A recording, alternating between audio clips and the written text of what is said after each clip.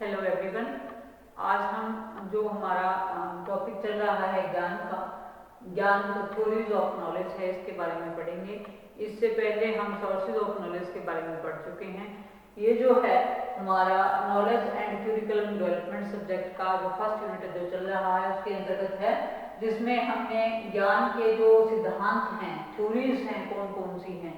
देखिए, हर चीज का कोई भी चाहे हम उठा करके देखें किसी भी सब्जेक्ट को, तो वो कुछ खास जो है विचारधाराओं पर, खास दृष्टिकोणों पर आधारित होता है।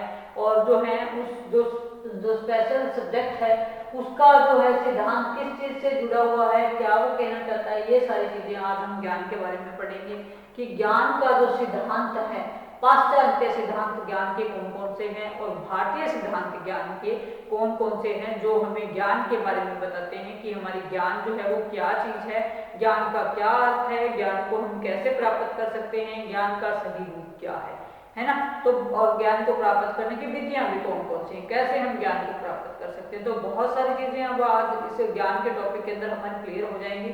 सबसे पहले अगर हम इसके अंदर बात करें ज्ञान के पाश्चात्य सिद्धांतों की बात करें कि जो बहुत सारे ऐसे पाश्चात्य दार्शनिक हुए हैं जिन्होंने क्या है ज्ञान के समक्ष जो है अपनी धारणाएं दी हैं। उनमें से जो हम बात करें कि ज्ञान का जो यूनानी सिद्धांत है वो किन्होंने दिया है, वो मेनली हमारा दिया है प्लेटो ने और अरस्तु ने दिया है। ठीक है, ये गुरु शिष्य थे। ये कहते हैं कि ज्ञान को समझने से पहले सबसे पहले प्रयास इन्होंने पाश्चात्य दार्शनिक जो थे इन्होंने सबसे पहले ही इन्होंने ही शुरू किया था।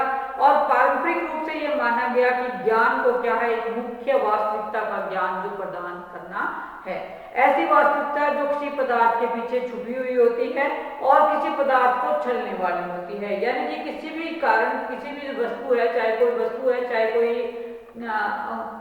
रूप कोई भी है, चाहे ज्ञान का, उसके पीछे क्या छुपा हुआ है, क्या कारण है, सत्य क्या है, ये जानना क्या है, ज्ञान है। इसमें हम बहुत सारे दार्शनिक को हमने पढ़ा। सबसे पहले हम प्लेटो के बारे में बात करें तो जो मुख्य यूनानी दार्शनिक के नाम से जाने जाते हैं, ये कहते हैं कि ज्ञान क्या है, ज्ञान सत्य है, स्थिर है और अविचल है। यानी कि ज्ञान क्या है, एक सत्य का फॉर्म है और ये अविचल रूप में जो है वो पाया जाता है। अब हम इसकी और बात करें आगे तो ये कहते हैं कि प्लेटो ने ज्ञान व विश्वास के बीच में विभेद किया है और अपने एक समाज में उन्होंने ज्ञान को क्या है, इंद्रिय संवेदना, उपयुक्त विश्वास तथा विचारों के साथ विश्वास के रूप में परिभाषित किया है। किन्होंने, प्लेटो ने कहा है। फिर अरस्तु साहब ने क्या कहा, अरस्तु ये कहते हैं कि जो ज्ञान है वो आकृति तथा वस्तु में बौद्धिक रूप से भेद है।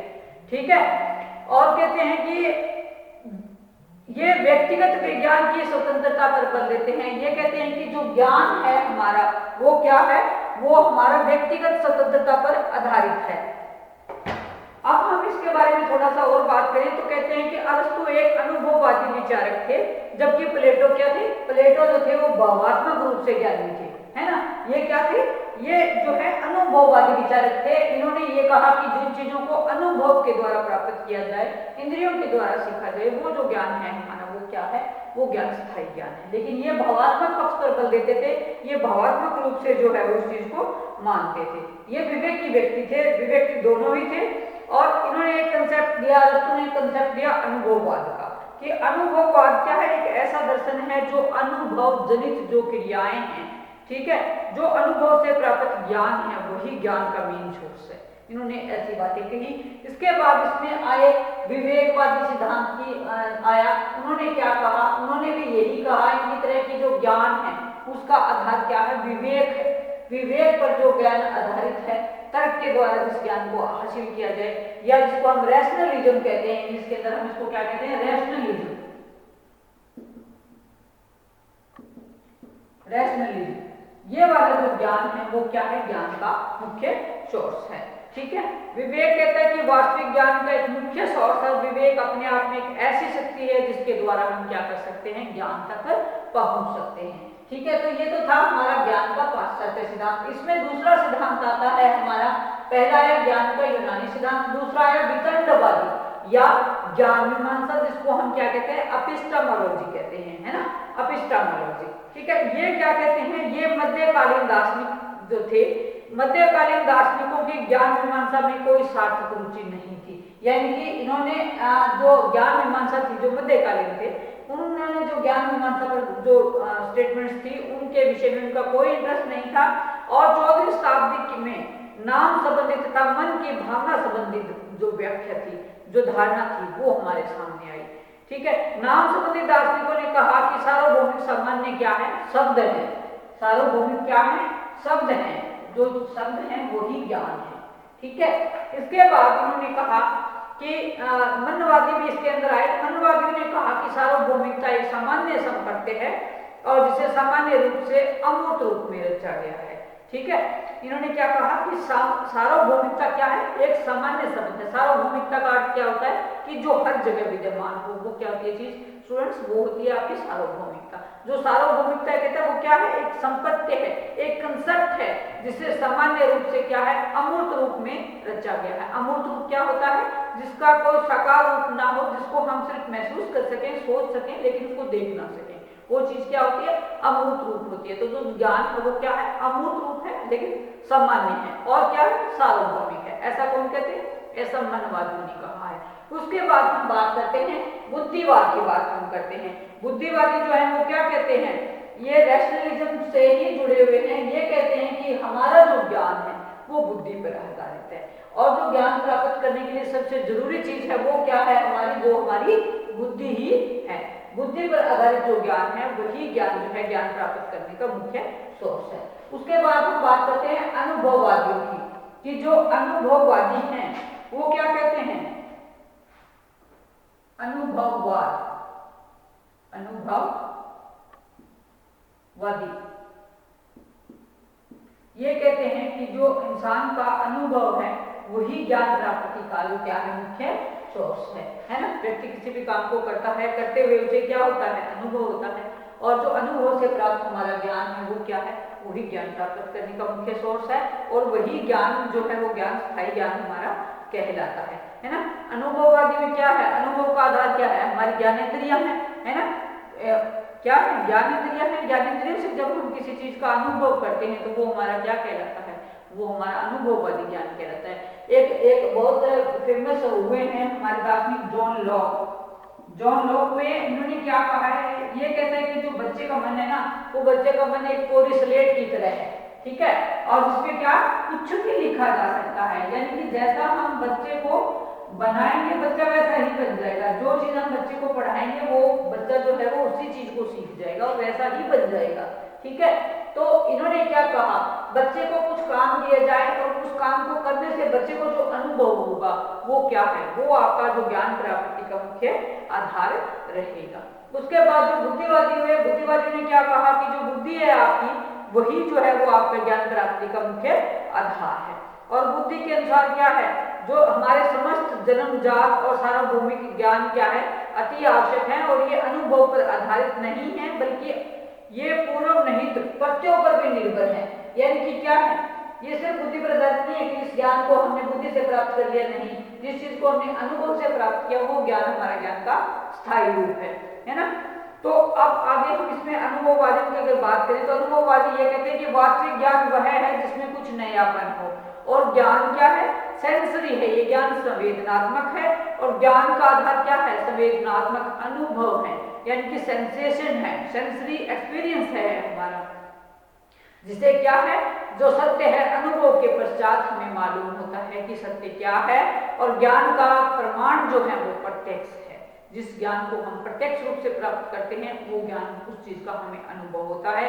और ज्ञान की सीमा अनुभव की सीमा है कि जहां पर हमारा एक्सपीरियंस खत्म हो जाता है वहां पर क्या है? हमारा ज्ञान भी खत्म हो जाता है। उसके साथ साथ फिर ये कहते हैं कि ज्ञान की विधि क्या है? आगमनात्मक है, ये तर्क पर आधारित है। और अनुभववादी मेन रूप से जॉन लॉक हुए, इनके दर्शन से ये जो प्रारंभ हो गए बर्कले के साथ होता हुआ ये आगे डेविड ह्यूम जो है हुए हैं, उन्होंने इसको जो है वो आगे जो है वो अपनी चरम सीमा तक इन्होंने पहुंचाया। ये तो थे हमारे पाश्चात्य सिद्धांतकार। ठीक है, इसके बाद हम बात करते हैं ज्ञान के जो भारतीय सिद्धांत हैं उनकी हम थोड़ा सा डिस्कस करते हैं कि ज्ञान के भारतीय सिद्धांत कौन कौन से वे जिन्होंने ज्ञान के सिद्धांत को आगे बढ़ाया। जिनमें से मेनली हम पहले भी जैसे कर चुके हैं कि सांख्य दर्शन है हमारा न्याय वैशेषिक दर्शन है, ठीक है। उसके बाद अनात्मवादी दर्शन है, और भी बहुत सी विचारधाराएं हैं जो इसके अंतर्गत आती हैं। अब हम सांख्य दर्शन की बात करते हैं तो सांख्य दर्शन में क्या है, सांख्य दर्शन जो है वो मेनली किस चीज पर आधारित है, ये पुरुष और प्रकृति पर आधारित है, ठीक है। मैं थोड़ा सा इसको रफ कर दूं।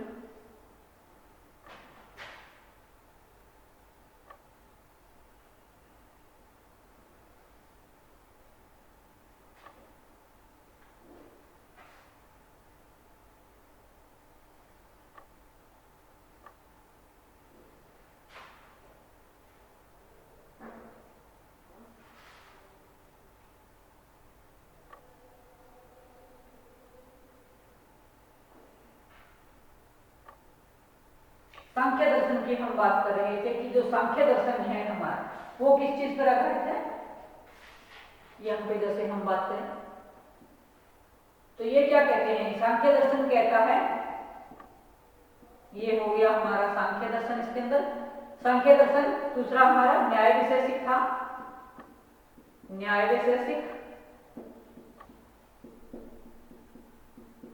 और तीसरा इसमें मेनली अनात्मवादी, अनात्मवादी। थोड़ा सा हम डिस्कस करें। सबसे पहले सांख्य दर्शन की बात करें तो सांख्य दर्शन क्या कहता है, सांख्य दर्शन कहता है कि जो पुरुष है और जो प्रकृति है, मेनली दो ही चीजों पर ये काम करता है कि जो पुरुष है और जो प्रकृति है, इन दोनों का जो जोड़ है इसको मिलकर के जो है वो सृष्टि बनी हुई है। इससे किस चीज की उत्पत्ति हुई है, सृष्टि की उत्पत्ति हुई है। और जो सृष्टि की उत्पत्ति का जो आधार है वो क्या है, वो हमारी पुरुष है और प्रकृति है, ठीक है। जहां पर ये दोनों मिल जाते हैं वहां पर क्या है, संसार का जो है वो जो चलता है सिस्टम जो है वो प्रकृति पर और पुरुष पर ही आधारित है। और प्रत्येक प्रकार का ज्ञान क्या है, व्यक्तिक है और अपूर्ण है। प्रत्येक प्रकार का ज्ञान क्या है, व्यक्तिक है और अपूर्ण है। इंद्रियां और जो अंतकरण है वो ज्ञान प्राप्ति में मुख्य रूप से सहायक हैं, किंतु कहता है इसमें विषय वस्तु संबंधी कमियां हैं और इससे प्राप्त ज्ञान क्या है, अपूर्ण एवं पक्षपातपूर्ण है, ऐसा सांख्य दर्शन ने कहा, ठीक है। सांख्य के अनुसार कहते हैं विस्तृत ज्ञान में एक भाग दूसरे भाग को स्मृत बनाता है और उसको ठीक करता है, ठीक है। संपूर्ण ज्ञान दृश्यमान जगत के संभाव्य दर्शनों का पूर्ण योग नहीं है। तो ये तो था हमारा सांख्य दर्शन। कपिल मुनि थे इसके जो प्रवर्तक थे, कौन थे, कपिल मुनि थे। फिर हम बात करते हैं न्याय वैशेषिक दर्शन की। न्याय वैशेषिक दर्शन हमें क्या कहता है, ये फिलॉसफी हमें भी कुछ संदेश देती है। ये फिलॉसफी कहती है कि न्याय से ज्ञान मीमांसा में बहुत कुछ कहा गया है, जबकि विशेष से कि जगत विषयक बातों पर ही ज्यादा बल दिया है। अंत में दोनों ने यथार्थवाद के रूप में एक पूर्ण दर्शन दिया है। ये कहते हैं कि ज्ञान जीवन में संपूर्णता लाने का उच्चतम मार्ग है। क्या है, इन्होंने कहा कि जो ज्ञान है वो क्या है, जीवन में उच्चता लाने का उच्चतम मार्ग है। सफलता लाने का क्या है, उच्चतम मार्ग है। उच्चतम मार्ग क्या होता है, सबसे हाईएस्ट जो रास्ता होता है ऊंचा, वही वाला है, ठीक है। यह भौतिक ज्ञान को दो भागों में बांटता है, कौन कौन से, निश्चित ज्ञान और अनिश्चित ज्ञान। इसमें बांटता है निश्चित ज्ञान, निश्चित ज्ञान और अनिश्चित ज्ञान। पहला निश्चित हो गया, दूसरा अनिश्चित हो गया। अनिश्चित,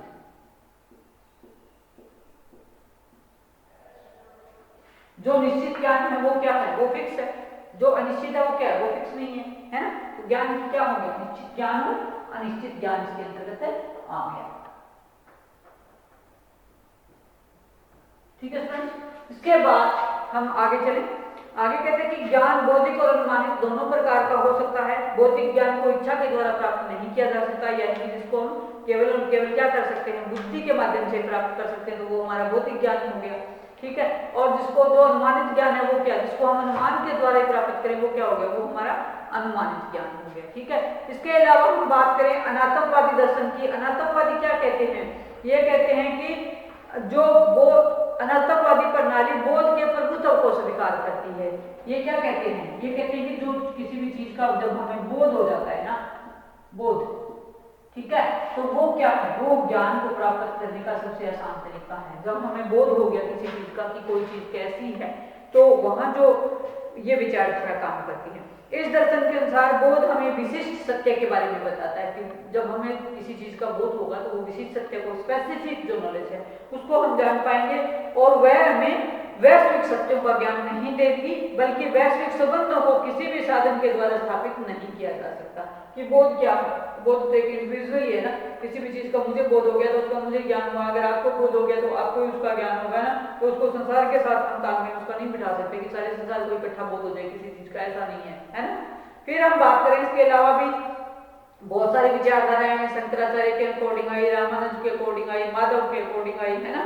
तो बहुत सारे और भी बहुत सारे इसके टाइप्स हैं, ज्ञान के कुछ एक टाइप्स मैं और करवाती हूँ अभी इसके अलावा इसमें जो है वो आपका प्रायोगिक सिद्धांत भी आता है, ठीक है, प्रायोगिक सिद्धांत भी इसमें आता है, प्रायोगिक।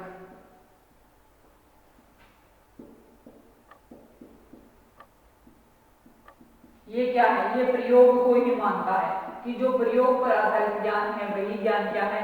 सत्य पराग के आधारित है, ठीक है। इसके अलावा अगर हम और बात करें इसमें तो जो है इसमें एक समीक्षावाद का सिद्धांत भी आता है कि जो समीक्षा पर आधारित हो, जिसमें कि क्या है, ना ही तो अनुभव को और ना ही बुद्धि को, दोनों को जो है वो ये मेथड जो क्या दोनों में कोई कंपैरिजन नहीं करता, बल्कि ये कहते हैं कि जहां पर बुद्धिवाद और अनुभववाद दोनों जुड़ जाते हैं वहां पर क्या आ जाता है आपका? वहां पर समीक्षावाद आ जाता है, और जब ये दोनों मिलकर के काम करते हैं तो ज्ञान की प्राप्ति होती है, ठीक है स्टूडेंट्स। और ये सिद्धांत किसने दिया समीक्षावाद का? ये दिया क्वांट महोदय ने। ये बहुत अच्छे दार्शनिक थे, इन्होंने कहा कि जो हमारा ज्ञान का आधार है वो क्या है? बुद्धिवाद प्लस अनुभववाद रहा है। इसके अलावा हम बात करें जो है योग सिद्धांत भी इसके अंदर आता है, योग सिद्धांत। योग सिद्धांत पतंजलि ने दिया है, सभी को पता ही होगा इसका तो। और ये क्या कहते हैं कि जो मनुष्य का मन है उसको अगर हमें एकाग्रचित करना है तो वो कैसे करेंगे? हम योग के द्वारा करेंगे। योग के द्वारा क्या कर सकते हैं हम? जो हमारे दिमाग के अंदर जो क्रियाएं हैं, प्रक्रियाएं हैं, उनको हम सेंटर कर सकते हैं, सेंट्रलाइजेशन उनका कर सकते हैं। हम किसी चीज पर फोकस अगर हमें करना है तो उसके लिए भी हमें क्या करना है? योग का सहारा लेना है। तो जो ज्ञान की प्राप्ति है, किसी भी चीज को हम जब जानना चाहते हैं तो वहां पर योग के माध्यम से जो है वो हम उस चीज को जान सकते हैं। और बहुत सारे हमारे जो है वो ऋषि मुनि हुए हैं, बहुत सारे महात्मा हुए हैं जिन्होंने कि योग को अपने जीवन में अपना करके ज्ञान की प्राप्ति की है ना। और ज्ञान योग क्या है? न केवल ज्ञान प्राप्ति का बल्कि हमारा जो है स्वस्थ शरीर को स्वस्थ रखने में भी हमारी बहुत अधिक मदद करता है। और स्वस्थ जो जब शरीर स्वस्थ होगा तो उसके अंदर ही एक स्वस्थ जो है दिमाग उसके अंदर शामिल होगा। कहा भी गया है ना कि स्वस्थ मन से ही क्या है? स्वस्थ मन और स्वस्थ मस्तिष्क आपस में जुड़े हुए हैं, है ना। तो जो ये योग का सिद्धांत है ये भी जो है हमारे ज्ञान की थ्योरीज के अंदर ही आता है। इसके अलावा क्वांटम महोदय ये भी कहते हैं कि क्वांट जो कहते हैं ये तो कहते हैं कि अनुभव और बुद्धि दोनों ही जो मिले हुए हैं, और जो अनुभव है वो क्या है? रॉ मटेरियल के रूप में काम करता है, और जो बुद्धि है वो फॉर्म के रूप में काम करती है। इसलिए जो है इंद्रिय और बुद्धि दोनों को ही इन्होंने प्रॉपर शक्तियां माना है, और इंद्रिय शक्ति से संवेदनाओं की उत्पत्ति होती है, ऐसा उन्होंने कहा है, ठीक है। इसके अलावा जो हम अन्य विचारधाराओं की बात कर रहे थे, थोड़ा सा हम उसके विषय में भी जाने की हमारे रामानंद महोदय क्या कहा उन्होंने कहा कि जो इंद्रिय निग्रह के सभी स्तरों में वैध है, और अनुमान एवं आध्यात्मिक संस्थाओं की दृष्टि से यह वैधता और वास्तविकता की पुष्टि करता है। मतलब क्या हुआ इसका कि जो हमारा ज्ञान है वो क्या है? रामानंद कहते हैं कि ज्ञान इंद्रिय निग्रह के सभी सत्रों में वैध है तथा अनुमान एवं आध्यात्मिक संस्थाएं इससे जुड़ी हुई हैं, और यह वैधता और वास्तविकता की पुष्टि जो है वो करती है। उसके बाद हम बात करें शंकराचार्य के अनुसार, तो शंकराचार्य क्या कहते हैं? शंकराचार्य ये कहते हैं कि ज्ञान जिसे ब्रह्मा कहा जाता है, ज्ञान क्या है? ज्ञान को ब्रह्मा कहा जाता है, और यह सत्य है।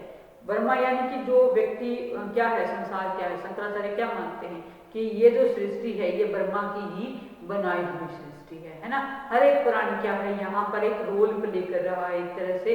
और जो हम क्या है सृष्टि के अंदर, ब्रह्मा जो है वो क्या है, ब्रह्मा निर्गुण है, निरंकार है, निर्विकार है ना, और स्वयंभू है और सचेतन है ना, स्वयंभू है और सचेतन है। वह एकात्मक समय में रहित और अभेदनीय है, इसको भेदा नहीं जा सकता। आज तक किसी ने ब्रह्मा के स्वरूप को देखा नहीं है, किसी ने उनको जो है वो महसूस कर सकते हैं हम उसको अध्यात्म के द्वारा। जब आत्मा और परमात्मा का मिलन होता है कहते हैं कि वहाँ पर हम सिर्फ इसकी अनुभूति होती है। वैसे ये भी आप सभी सुनते ही हो कि जो व्यक्ति है, व्यक्ति के अंदर, हर व्यक्ति के अंदर ब्रह्मा है, भगवान है, हम इसको सिर्फ महसूस कर सकते हैं। हम अपने जो नैतिक गुण हैं, हमारे जो सात्विक गुण हैं, उन प्रवृत्तियों को अपना करके हम ब्रह्मा की अनुभूति कर सकते हैं। तो जो परमात्मा तक जाने का जो रास्ता है कहते हैं स्टूडेंट्स, वो भी ज्ञान प्राप्ति ही है। और ज्ञान प्राप्ति जो क्या है, न सवजातीय है, न ही विजातीय है और न ही स्वगत है ना। वह कहते हैं कि जो परमात्मा है वह एकात्मक है, समय से रहित है और अभेद है, ठीक है। वह न सवजातीय है, न विजातीय है और न ही जो क्या है स्वगत है। इसके बाद एक और आए माधव। माधव ने क्या कहा, माधवाचार्य ने कहा कि ज्ञान में ज्ञाता व ज्ञ दोनों शामिल होते हैं, कि ज्ञाता और ज्ञ। ज्ञाता क्या, जो ज्ञान देने वाला होता है, और ज्ञ क्या, जिसको ज्ञान की प्राप्ति करनी है वो, ठीक है, दोनों शामिल होते हैं। ज्ञान ज्ञाता के द्वारा दी गई उपाधि है। और यहाँ दो प्रकार के प्रमाण के जो हैं वो वल्य हैं। प्रमाण क्या है, प्रमाण के दो तरह हैं, इनमें प्रमाण के आधार पर और अनुप्रमाण के आधार पर इन्होंने बांटा है, ठीक है। अनुप्रमाण भी इन्होंने तीन प्रकार से आगे बांटा, जिसमें से मेनली वही प्रत्यक्ष आपका ज्ञान, दूसरा परसेप्शन जिसको बोलते हैं, पहला प्रत्यक्ष परसेप्शन यानी कि, सेकंड आपका अनुमान, अनुमान में आपका इन्फ्लुएंस आ गया, एंड आगम वर्बल टेस्टिमोनी जिसको कहते हैं कि जो शब्द ज्ञान है, ठीक है। तो माधवाचार्य ने मेनली प्रमाण और अनुप्रमाण में इसको बांटते हुए तीन मुख्य इसके टाइप बताए, अनुप्रमाण के, प्रत्यक्ष, अनुमान और आगम, ठीक है। ज्ञान के सोर्स के रूप में बुद्धि को संपूर्ण संसार में स्वीकार किया जाता है। और ये सिद्धांत कहता है दो अनंत स्थितियों के मध्य फैले हुए हैं। एक मानता है कि केवल पदार्थ ही सत्य है, और दूसरा कहता है कि जो दृश्यमान जगत है वो क्या है, भ्रमात्मक है। यानी कि जो दृश्यमान, जो जगत हमें दिखाई दे रहा है वो क्या है, वो भ्रमात्मक है, और जो पदार्थ हैं केवल पदार्थ हैं, वही सत्य हैं। तो स्टूडेंट्स ये थी हमारी आज की ज्ञान की धारणाएं। ज्ञान को जितना पढ़ा जाए उतना ही कम है, क्योंकि ज्ञान का कंसेप्ट जो है वो बहुत बड़ा कंसेप्ट है। लेकिन फिर भी हमने आज में इन चीजों को पढ़ा, सांख्य दर्शन को पढ़ा, ये किसके अंदर, भारतीय दर्शन के अकॉर्डिंग है। ये इससे पहले हमने पाश्चात्य दर्शन के बारे में पढ़ा था, फिर हमने न्याय वैशेषिक दर्शन के बारे में पढ़ा, सांख्यवाद, अनात्मवादी पढ़ा, प्रायोगिक पढ़ा, समीक्षावादी पढ़ा, योग सिद्धांत पढ़ा, ठीक है। इसके अलावा भी जो है वो ज्ञान के बहुत सारे जो फॉर्म्स हम पढ़ चुके हैं, ठीक है। ये थे ज्ञान की थ्योरीज हमारी। आज के लिए इतना ही, थैंक यू।